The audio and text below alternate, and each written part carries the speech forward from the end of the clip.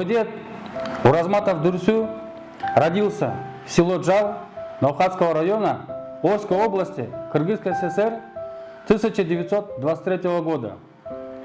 Он прошел всю войну от солдата до лейтенанта. Служил в пехоте, войсковой разведке.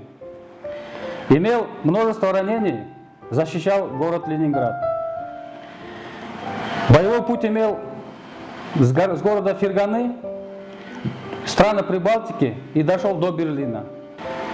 За службу дед был награжден орден славы 2 и 3 степени и медаль за оборону Ленинграда.